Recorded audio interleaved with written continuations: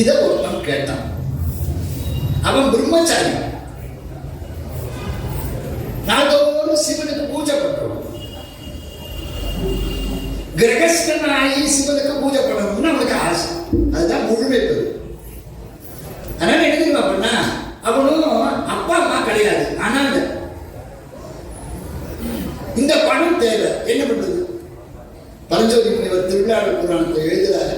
அந்த வேளையில் ஆதி சைவரில் வந்த மாணவன் மனம் செய் வேட்கையான் முந்தைய ஆட்சிமம் முயலும் பெற்றியான். ஆட்சிமம்னா ஆசிரமம், அந்த பிரம்மச்சரியம், வானப்பிரசம் சொல்லுங்க. அது மாதிரி முந்தைய ஆட்சிமம் முயலும் பெற்றியான் தந்தை தாய் இல்லான். அவனுக்கு அப்பா கிடையாது, அம்மா கிடையாது, ஆனால் தர்மி என்றுள்ளான். அவன் என்ன பேருனா தர்மின்னு பேரு. நேரம் பண்ணாங்க. அவனுக்கு வேற யாரு ஒருத்தரும் இல்லை. சிவபெருமான் தான் அவனுக்கு எல்லாமே. அதனால நேர சிவபெருமான்கிட்ட போனான், சோமசுந்தர கடவுள்கிட்ட போனான். போய் கேட்டான், அப்பா இந்த ராஜாவுக்கு ஏதோ சந்தேகமா, அந்த சந்தேகத்தை தீர்க்கிற மாதிரி ஏதோ கேட்கிறா, அது என்னன்னு எனக்கு நீ எழுதி கொடுக்க கூடாதா? உனக்கு தான் எல்லாம் தெரியுமே, அந்த சந்தேகத்தை தீர்க்கிற மாதிரி எனக்கு உதவி பண்ணேன் அப்படின்னா சிவபெருமான் வந்தார். கொங்குதே வாழ்க்கை அம்சிரை துப்பி காமம் செப்பாது கண்டது மொழிமோ பயிலியது கெடுதிய நட்பின் மயிலியது செடியே என்று அறிவை கூந்தலில் நரியவும் உலகோ நீ அறியும் பூவே அப்படின்னு ஒரு அற்புதமான பாட்டை எழுதி கொடுத்தார். இன்னைக்கு போனேன்னா குறுந்தொகையில 2வது பாட்டு இந்த பாட்டு.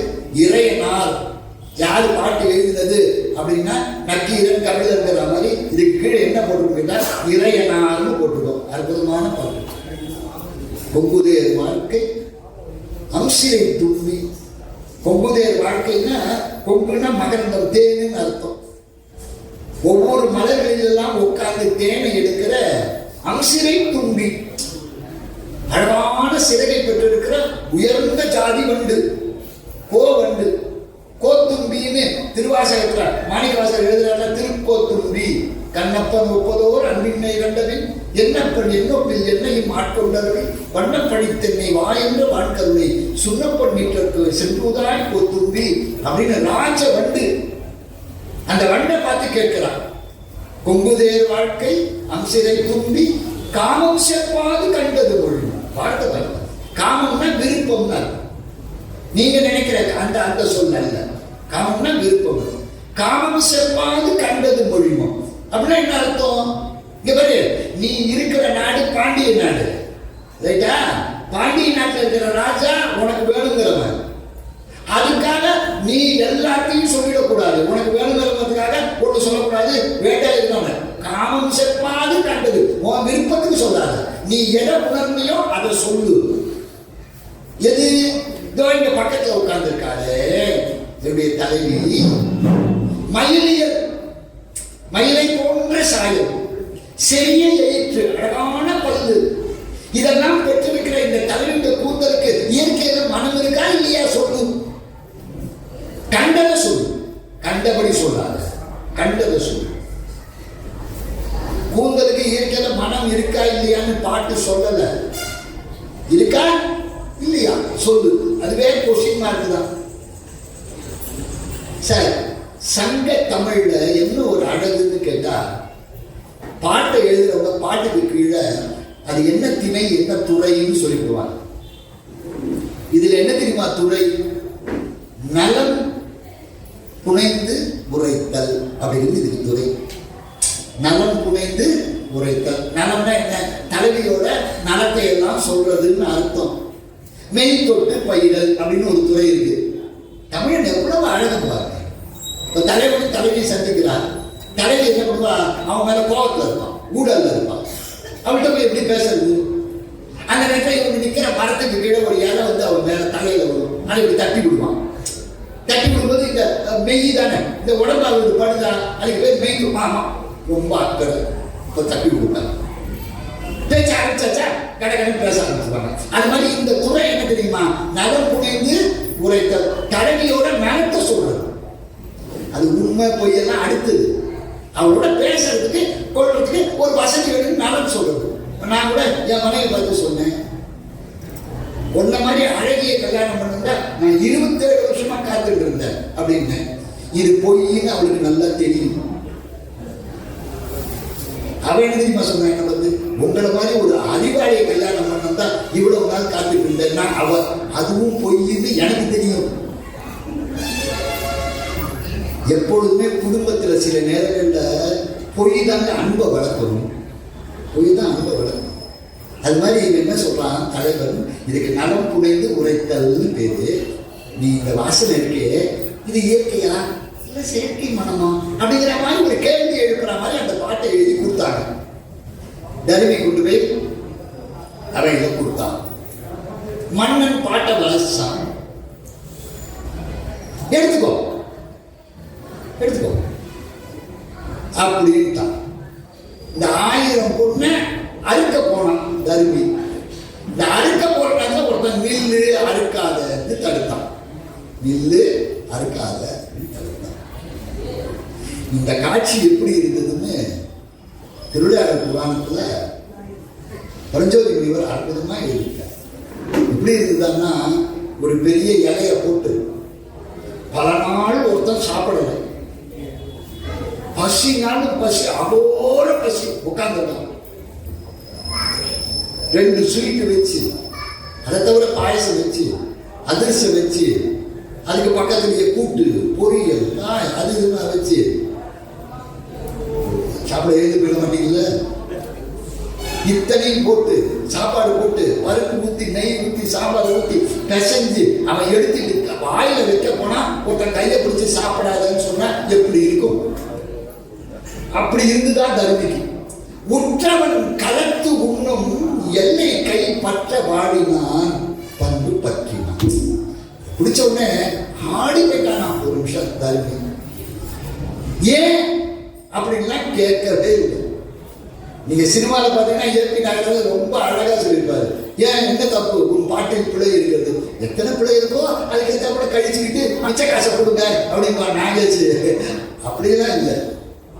பாட்டில் கிடையாது, உன் பாட்டில் பிழை இருக்குன்னா தண்ணி கிளம்பிட்டான். நேரம் வந்தான். சிவபெருமானை பார்த்து ஒரு அற்புதமான செய்தி சொல்லு. பரஞ்சோதி முனிவர் அழகு பண்றாரு இந்த இடத்தை. அவன் மாதிரி யாரும் எழுதணும். அவர் என்ன தெரியுமா சொன்னார்? சிவபெருமான்கிட்ட போய் தருமி நீங்க சொன்னா, இவரியா இந்த பழி எனக்கு வந்ததுன்னு நினைக்கிறியா? இது எனக்கு வரல. இந்த பழி வந்தது யாரு? உனக்கு. இது எனக்கான பழியே கிடையாது சிவனே, இது உனக்கான பழி. என்ன தெரியுமா? கொடுத்தது நீ தான். அப்ப இந்த பழி எனக்கு இல்ல. சிவபெருமான் கேட்டான், இந்த பழி உனக்கு இல்ல எனக்கு வந்ததுன்னா யாரு சொன்னது குற்றம்னா? யாரு சொன்னது குற்றம்னா என்ன சொல்லியிருக்கணும்? குற்றம் யார் சொல்லுதுன்னு கேட்டா தர்மி என்ன சொல்லிருக்கணும்? அங்க நக்கீரன் ஒருத்தர் இருக்கார், அவர் தான் குற்றம்னு சொன்னான். அப்படிதானே சொல்லணும். அப்படி சொல்லல தர்மி, அப்படி சொல்லல. நம்மளை பத்தி சொன்னாங்க. உன் பாட்டை யார் தெரியுமான குற்றம் சொன்னா, சிற்றறிவு சிறு நாள் வாழ போற ஒரு மனுஷன் சொன்னா உன் பாட்டை குற்றம்னு இப்படி சொன்னாங்க பாருங்க. நம்மளை பத்தி சொன்னாங்க. சிற்றறிவு. இவங்க என்ன பேரறிவா? இது என்ன பேர்? ஞானமா? பேரறிவுனா ஞானம்னு அர்த்தம். நாம எப்பொழுதுமே அஞ்ஞானி தான். ஏன் தெரியுமா? நம்ம அறிவு குறைவுடைய அறிவு. இது முழுமையான அறிவு கிடையவே கிடையாது. முழுமையான அறிவு எப்ப தெரியுமா வரும்? எப்ப பரம்பொருள் சிவன் தான் எல்லாம்னு தெரியுதோ அப்பதான் முழுமையான அறிவு வரும். அது வரைக்கும் இந்த அறிவு என்ன? சிற்றறிவு. அதனால்தான் உற்றாரை யான் வேண்டேன், ஊர் வேண்டேன், பேர் வேண்டேன், கற்றாரை யான் வேண்டேன், கற்பனவும் இனி அமையும். குற்றாலத்து உரையின் ஈசா உங்கள் குறை கடற்க கற்றாவின் மனம் போல கசிந்துருக வேண்டும் என்று திருவாசகத்துல மாணிக்கவாசகர் சொல்றாருன்னு கேட்டா படிச்சவங்களுக்கு தேவையே இல்லைங்கிறார். ஏன் தெரியுமா? படிப்பதனால பெறுகிற அறிவு இருக்கு பாருங்க, அது குறைவுடைய அறிவு. அது நிறைவான அறிவு கிடையவே கிடையாது. ஏன் தெரியுமா? படிக்க படிக்க படிக்க படிக்க அறியாமை தான் இருக்குமே தவிர அறிவு வளரவே வளராது. அதனால தர்மி என்ன தெரியுமா சொன்னா, உன்னோட பார்த்த குற்றம்னு சொன்ன சிற்றறிவு. அடுத்துதான் ரொம்ப முக்கியம் சிற்றறிவு. அவன் யார் தெரியுமா? சிறு வாழ்நாள். கொஞ்ச நாள் வாழ போறேன் இந்த உலகத்துல, எவ்வளவு நாள் வாழ போறேன்னு யாருக்கே தெரியும்? தெரியவே தெரியாது. என்னமோ பல காலத்துக்கு இருக்கிறவன் மாதிரி அவன் ஓப்பாட்ட குத்தம் சொல்றான். என்ன தெரியுமா அர்த்தம்? நீ என்னைக்கு இருக்க போற, அவன் என்னைக்கோ இருக்க போறான். என்னைக்கு இருக்கிற ஒன்ன பார்த்து என்னைக்கோ இருக்கிற ஒருத்தன் குத்தம்னு சொன்னாயா? பரிசோதி ஒரு எழுதினார், பந்தமும் நமக்கெல்லாம் அவன் தான் சொந்தம், வீடும் நமக்கெல்லாம் வீடை தரக்கூடியவன் யாரு? சிவபெருமான் தான். பந்தமும் வீடும் வேத பணுவது அவன் தான். எல்லாத்துக்கும் வேதம் நான் வரைக்கும் தலைவன் யாரு? அவன் தான். பந்தமும் வீடும் வேத பணுவதுமான சுந்தர விடங்கன். அவன் பேர் என்னது? சுந்தர விடங்கன். எப்படி சுந்தர பிள்ளையார் மாதிரி சிவபெருமான் சுந்தர விடங்கன். ஆங்கோர் புலவனாய் தோற்றம் செய்தான். சிவபெருமான் ஒரு புலவனா வந்து தர்மியோட நேரம் போனான். எங்க? அந்த சபைக்கு. ஆரவை குறுகி அந்த சபைக்கு போய் அங்கு இருந்தாரை நோக்கி, அங்க இருந்தவங்க எல்லாரையும் கேட்டு, யாரை நம் கவிக்கு குற்றம் இயம்பினார்? என்னோட பாட்டுக்கு குத்தம் சொன்னது யார்? கீரன் அஞ்சாது. நக்கீரன் ஏதுதான். கீரன் அஞ்சாது, பயப்பட, நானே கிடத்தினேன் என்றான். என்ன குற்றம்? சிவபெருமான் என்ன குற்றம்? சொற்குற்றம் அன்று சொல்லுக குற்றமே கிடையாது. பார்க்கலாம், அருமையான சொல். உங்குதேர் வாழ்க்கை அம்சரை தூண்டி காமம் செப்பாது கண்டது பொழியுமா? பார்த்துக்கோ, சொல்ல குற்றம் சொல்ல முடியுமா? ஒரு குற்றம் கிடையாது. அப்ப பொருள்ல தான் குற்றம் அப்படின்னா நக்கீரன். அப்படியா? பொருள்ல என்ன குற்றம்? பொருள் என்ன? பெண்களின் கூந்தலுக்கு மனம் இல்லை. கூந்தலுக்கு மனம் இல்லையா? நக்கீரன் சொன்னா, சூடிக் கொள்கிற மலர்களினால்தான் மனமே தவிர இருக்கிற மனம் கிடையாது. புனை மலர் சார்பால் அன்றி அற்புற்ற பொருளுக்கு நாற்றம் இல்லை என்றான். சூடிக் கொள்கிற மலர்களினால்தான் வாசனை தவிர இல்லைன்னா வாசனை என்ன கிடையாது. சிவபெருமான் சொன்ன. சிவபெருமான் இப்ப கேட்டான், பத்மினி பெண்களுக்கு பத்தினி பெண்களுக்கு கிடையாது, அரண்மனைகளுக்கு தேவலோகத்து பெண்களுக்கு அவர்களுக்கும் அதுதான். ஏன்? அங்கே இருக்கக்கூடிய கற்பக திருடர்களும் மந்தார மலர்களும் அதை சூடிக்க வந்தா மனமே தவிர. சிவபெருமான் கேட்டா, நீ நாள்தோறும் வழிபட இல்லை, பரவி நீ வழிபட்டு பரச்சுவர் காலத்தி பாகத்து அமர்ந்த நீ தினமும் வழிபடுற சிவபெருமான். அந்த சிவபெருமானுக்கு பக்கத்துல ஒருத்தர் அமர்ந்திருக்கா. அவனுக்கு பேர் என்ன தெரியுமா? ஞான பூங்கோதைன்னு பேரு, காளகஸ்தின்னு பேரு. காளகஸ்தி இருக்கு, இந்த காளகஸ்தியில இருக்கிற அம்பிகைக்கு பேரு ஞான பூங்கோதைன்னு பேரு. பரவினி வழிபட்டும் பரஞ்சுவர் காலத்தி பாகத்து அமர்ந்த இரவி நீர் கொள்ளுக்கும், அந்த இரவியோட கொள்ளுக்கு அகுதே அவனுக்கும் அதுதான். நான் பாருங்க, இப்ப சிவபெருமானுக்கு பர்சனல் டச். ஏன்? அவன் மனைவி கூட்டத்துக்கு மனம் இருக்கா இல்லையான்னு அவனுக்கு தெரியாதா? Personal touch. அதனால சிவபெருமான் என்ன பண்ணாரு, ஓ இவன் நாம யாருன்னு தெரியாம நம்ம கிட்ட அறிவு பண்றான் சொல்லிட்டுன்னு நெத்திக்கட்ட செல்லு திறந்து காட்டுறாரு. வந்திருக்கிறது யாருன்னு பாருடா, நீ சொல்ற பார்வதி தேவி இருக்காத, அவரோட புருஷன் வந்திருக்கா, இப்ப பார்த்து சொல்றா அப்படின்னா அவன் பண்ணான். கும்பரார் பதிப்போது ஆக முற்று நீர் கண்ணானாலும் உடம்பெல்லாம் கண்ணாகி சுட்ட போது மொழி தரும் பாடல் குற்றம் குற்றமே. உன் பாட்டு தப்புதான். கண்ணை தாண்டான், அந்த வெப்பம் தாண்டாம நக்கீரன் போய் பொற்றாமரை குளத்துல விழுந்தான். இப்ப இது வரைக்கும் நான் சொன்னதெல்லாம் உங்களுக்கு தெரிஞ்ச கதை தானே. இதுல ஒண்ணும் தெரியாத எதுவுமே இல்லையே. உங்க எல்லாருக்கும் நல்லா தெரிஞ்ச கதை. நீங்க எல்லாரும் இதை பார்த்துருக்கீங்க. இப்ப இந்த கதையில உங்களுக்கு தெரியாததை சொல்லணும். இதுவரைக்கும் நீங்க எல்லாருக்கும் தெரிஞ்சது, நீங்க பல தடவை சினிமால பார்த்தது. இப்ப தெரியாத பகுதியை பாருங்க. நம்ம நாட்டுல வீரமா ஒருத்தர் பேசினா, வீரமா ஒரு காரியத்தை செஞ்சா, இல்ல யாராவது வீரமா எதிர்த்து நின்னா என்ன சொல்லுவோம்? நெற்றிக்கண் திறப்பினும் குற்றம் குற்றமே என்று சொல்லும் நக்கீரர் பரம்பரை அப்படின்னு தான் சொல்லுவோம்.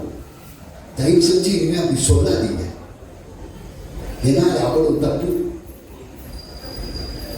என்ன வந்த இடத்துல ஏதாவது கிளப்பி விட்டு போயிருக்கீங்களா ஐயா நீங்க அப்படின்னு நினைக்கிறீங்க இல்ல? ஆனா உண்மை சொல்ல போறார். எப்படின்னு பார்ப்போமா? முதல் காட்சிக்கு வாங்க. ராஜா என்ன சொன்னான்?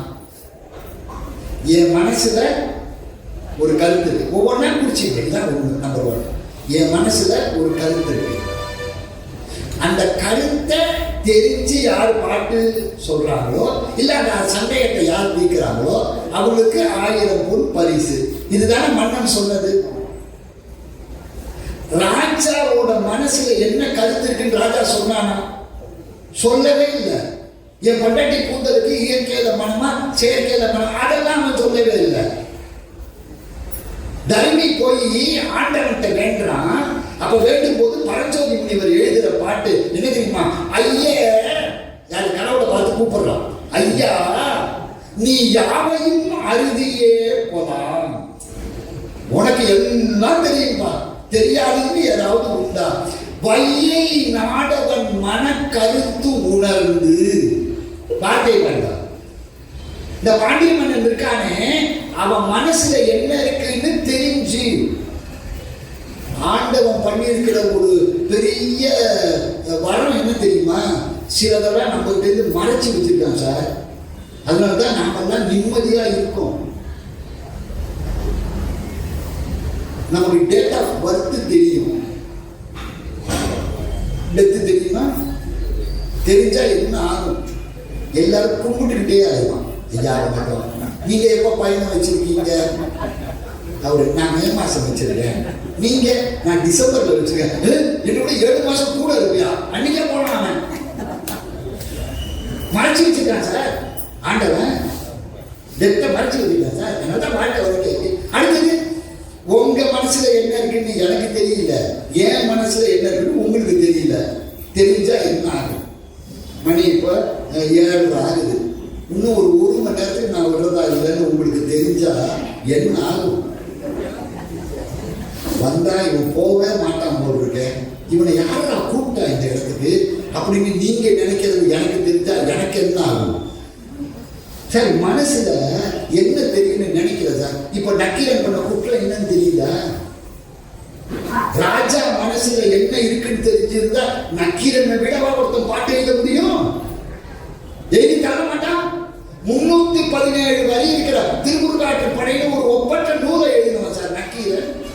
உலகம் உவப்ப வரவேற்பு திரிதரு பலர் புகழ் ஞாயிறு கடல் கண்டாங்கு ஓவரை இணைக்கும் செல்விழந்த அதிர்வு உருளல் தாங்கிய மதனுடைய மூந்தால் செல்வல் வைத்த செல்வங்கள் தனக்கையில் 317 வரி இருக்கிற 6 படை வீடையும் ஒட்டுக்கா பாடின ஒரு பெரும் புலவன் யாருன்னு கேட்டா நக்கீரு. போல நெடுநல் வாடையில ஒரு அற்புதமான நூலை எழுதினவன் யார் தெரியுமா? நக்கீரன். எத்தனை தனிப்பாடல்கள் எழுதியிருக்கான் தெரியுமா நக்கீரன்? அப்பேற்பட்ட நக்கீரனுக்கு ஒரு பாட்டு எழுதுறது 4 வரி. பாட்டு எழுதுறதா கஷ்டம். ஏன் நக்கீரன் எழுதல? ஏன் தெரியுமா எழுதல? மன்னனோட மனசுல என்ன கருத்து இருக்குன்னு அவனுக்கு தெரியல, அதுக்காக எழுதல. ஆனா தர்மி போய் கேட்ட உடனே ஆண்டவன் எழுதி கொடுத்தான். ஏன் தெரியுமா? எல்லார் மனசுலயும் இருக்கிற ஆண்டவனுக்கு மன்னன் மனசுல என்ன இருக்குன்னு தெரியாதா, அதுக்காக எழுதி கொடுத்தான். நக்கீரன் பண்ண முதல் தப்பு அதுதான்.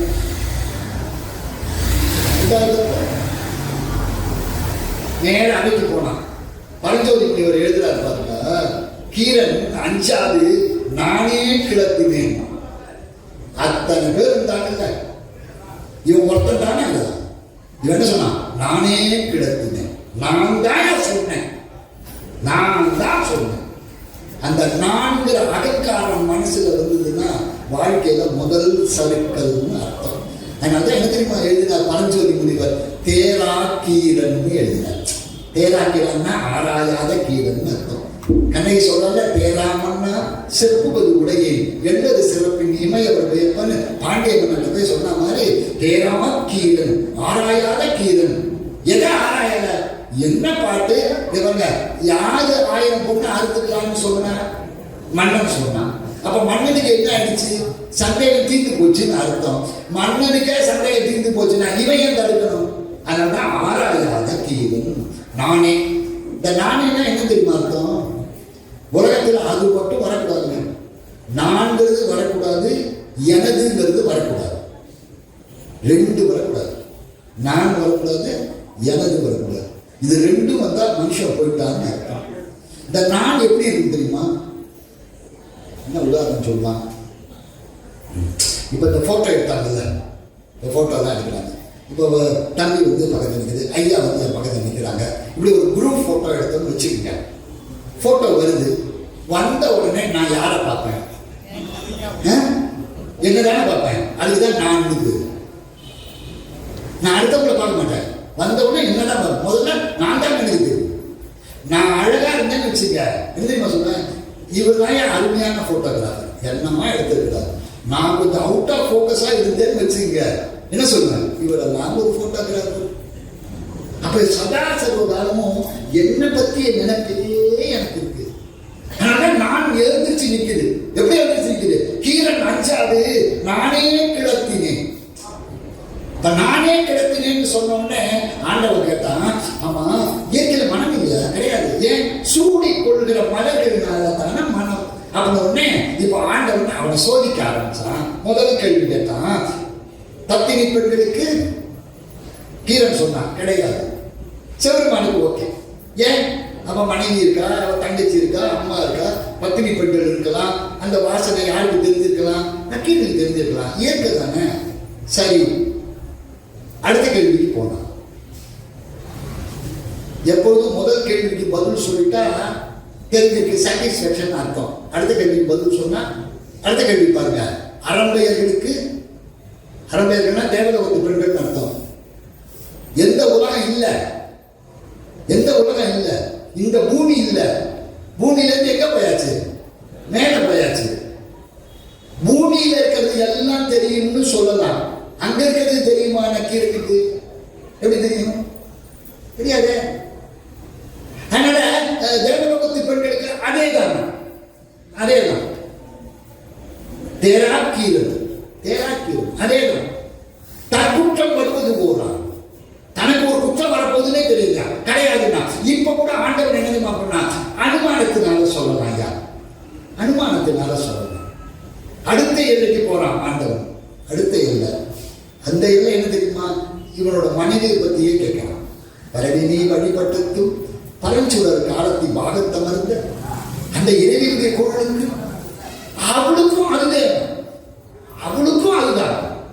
இப்ப சிவபெருமான் என்ன பண்ணா, உன்னுடைய எல்லை என்னன்னு தெரியாம நீ பேசல. எப்படி வரலாறு, எவ்வளவு அற்புதமான வரலாறு பாருங்க. ஒரு எல்லை என்னன்னு தெரியல. இந்த மண்ணுலகம் உன் எல்லை, வானுலகம் உன் எல்லை இல்லை. இருந்தாலும் நீ தெரிந்தது போல பேசுகிறார். ஏன் தெரியுமா? உன் மனசுல நான்கிற எண்ணம் வந்து உட்கார்ந்ததுனால உன் எல்லை தாண்டி நீ போற. உன்னை படைத்து உனக்கு நாட்டையும் கொடுத்து அதில் பேசுவதற்கு நல்ல சொற்களையும் தந்த இறைவன் நான் வந்து நிற்கிறேன்டா, நான் கேட்கிறேன்டா, நீ தான் தினத்தோடு என்னை வழிபடுகிற ஈசன் கேட்கிற. இப்ப சொல்றான்னு கேட்டா அவளுக்கும் அதான சொன்னோன்னே எரிச்சுட்டான். இப்போ ஒரு கேள்வி வரும், அப்ப ஆண்டவனோட சண்டை போட்டா எரிச்சுக்குவீங்களா? ஆண்டவனோட சண்டை போட்டா எரிச்சுக்குவீங்களா? ஏன் உங்களோட யாருமே சண்டை போட்டது இல்லையா? சிவபெருமானோட யாருமே சண்டை போட்டது இல்லையா? காலால உழைச்சான் சார், உரைக்கலையா? வேடன் காலால தான் உழைச்சான். வாசுபதாரத்தில் கிடைக்குதா இல்லையான்னு கையில் இருக்கிற வில்லால ஓங்கி அடிச்சான் சார் அர்ஜுன. யாரு ஒண்ணு அடிக்கல, யாரு ஒண்ணு திட்டல. ஏன் ஒரு நாயனார் எடுத்து கல்லையே போட்டாரு உன் மேல. கல்லடி பண்றது உனக்கு என்ன புதுசா? அப்ப ஆண்டவனோட சண்டை போட்டதுனால நக்கீரன் எரிச்சுட்டான்னு சொன்னா சரியா இருக்குமா? வாதம் பண்ணதுனால ஆண்டவன் எரிச்சுடுவானா? அப்ப ஆண்டவன் ஏன் எரிச்சான்? இப்ப பாட்ட பாருங்க. கட்டைவார் சடைமுடியார் நெற்றி கண்ணை சிறிதே காட்ட, சிவருமான் நெற்றி கண்ணை சிறிதே காட்ட பற்றுவான். அதை பார்த்தானா இன்னும் அஞ்சால், அப்பையும் பயப்படலையா வீரன். யாரு? நக்கீரன் வீரன். அடுத்து எழுதுறவங்க, மும்பரார் பதி போல ஆகமுற்று நீர் கண்ணானாலும் மொழிந்தனும் பாடல் குற்றம் குற்றமே என்றான், தன் பால் ஆகிய குற்றம் தேரா.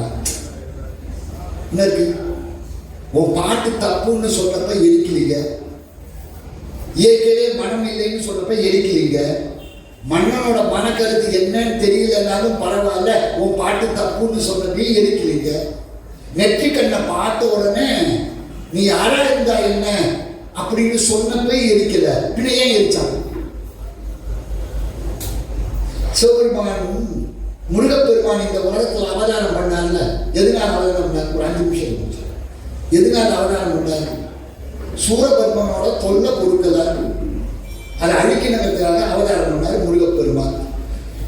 அருவமும் உருவமாகி அனாதியாய் பலவாய் ஒன்றாய் பிரம்மமாய் நின்ற ஜோதி குழம்பது ஓர் கருணைகூர் முகங்கள் 6 கணங்கள் 12 கொண்டே ஒரு திரு முருகன் வந்தான் உதித்தனன் உலகம் உய்ய. எப்படி வந்தார் முருகப்பெருமான்? சார், அவர் பாட்டுக்கு இப்படி சின்முத்திரையை காட்டிச்சுக்கிட்டு கல்லால மரத்துக்கு கீழே உட்கார்ந்து ஜனகாதி முனிவர்கள் 4 பேருக்கும் யோக நிலையில வாயால சொல்லாம பேசாம அவர் பாட்டுக்கு மோன நிலையில உட்கார்ந்து உபதேசம் பண்ணிட்டு இருக்காரு. அவரை எழுப்பினாதான், அவருக்கு காமத்தை ஏற்படுத்தினாதான் யார் வருவா? முருகப்பெருமான் வருவான். அதனால எழுதுவோம்னா மன்மதன் 5 மலர் அம்புகளை முருகப்பெருமான் என்ன பண்ணாரு? சிவபெருமான் மேல போட்டாரு. யாரு? மன்மதன். எதுக்கு? சிவபெருமானுக்கு காமத்தை ஏற்படுத்தணுங்கிறதுக்காக. ஆனா சிவபெருமான் என்ன பண்ணாரு? நெற்றிக்கண்ணை இப்படி சிறிதா தட்டாங்க, எரிஞ்சு போயிட்டா மன்மதன். இப்ப நல்ல ஞாபகம் வச்சுங்க, மன்மதனை எரித்தது யாரு? சிவபெருமான்.